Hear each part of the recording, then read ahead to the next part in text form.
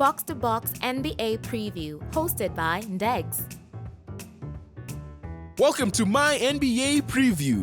Guys, I know the season has started, but I committed and I have to see this through. Next team up is one of my League Pass teams, the team that I love to watch, and that is the OKC Thunder, Oklahoma City Thunder. 22-23 season, finished with a 40-42 record, 10th in the West. They beat the Pelicans in the play-in, 123-128. Then they lost to the Timberwolves, which meant they couldn't make the playoffs. They lost second overall pick, Chet Holmgren, at the beginning of the season. Really didn't play the entire season, so this is his time to actually see how he can blend in with the team. Then obviously the big breakthrough was SGA, Shai Gilgeous-Alexander, who is an MVP candidate. Don't get it twisted. Top 5 MVP candidate, probably a top 3 point guard in the league right now. I don't know if I'm reaching, but yeah, probably. Like, he's that good. He is that good. He finished 4th in scoring in the league last year, 31.4 points per game, 5.5 assists per game, and 4.8 rebounds per game. He also became an All-Star, and he was 2nd in most improved after Lauri Markkanen. He was 5th. The OKC were 5th in team points with 117.5 points per game. 13th in offensive rating, and obviously Josh Giddey, Aussie, improved from 12.5 points per game to 16.5 points per game. Lou Dort was a beast, obviously still a lockdown defender. Isaiah Joe became one of their sharpshooters from 3. That was everything was just clicking for this team in ways that we didn't expect, right? Then they finished above 40% from 3 as a team. J-Dub, Jalen Williams also had a breakout here and made the All-NBA rookie first team. So a lot of good things happened in this team, right? And their coach, Mark Daigneault, finished runner-up in Coach of the Year. With all that being said, this young team doing all these big things, what else could they have achieved? What else could they have achieved? Or what else do they need to improve on? These are the roster moves that they did this off-season. Acquisitions. They got Davis Bertans from the Mavs. The thing, he has a big contract, but OKC really have cap space and a lot of picks, so they can easily absorb in big contracts like those. Victor Oladipo, who's not really getting playing time, a lot of injuries. Vasilije Micic is also in the team. Jack White, Kayson Wallace, Keontae Johnson, also drafted by the OKC. Then they only lost Darius Saric, who ended up at the Warriors. Then draft picks.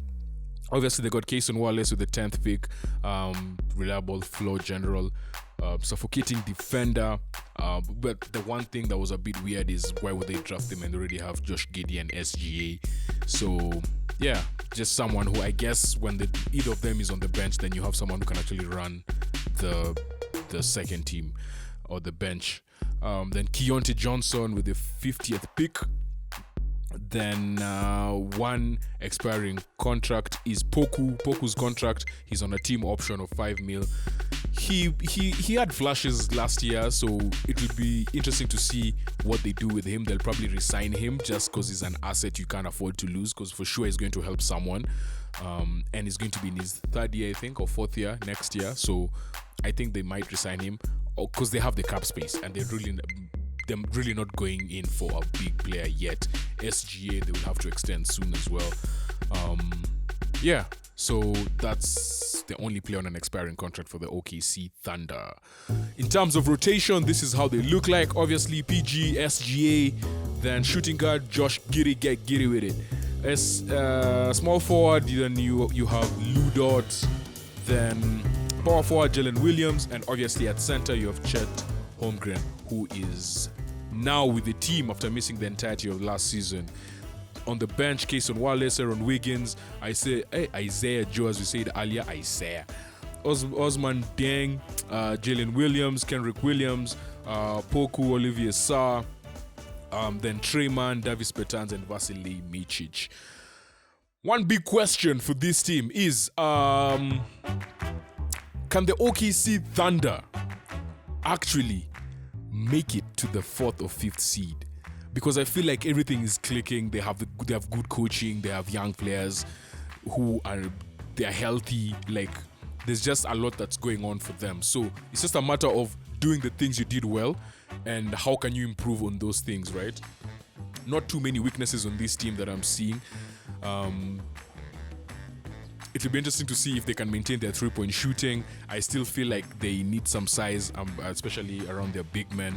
But they're just a well-coached team. And I feel like within the next 2 seasons or so, with all the draft picks that they have, they're in such a strong position.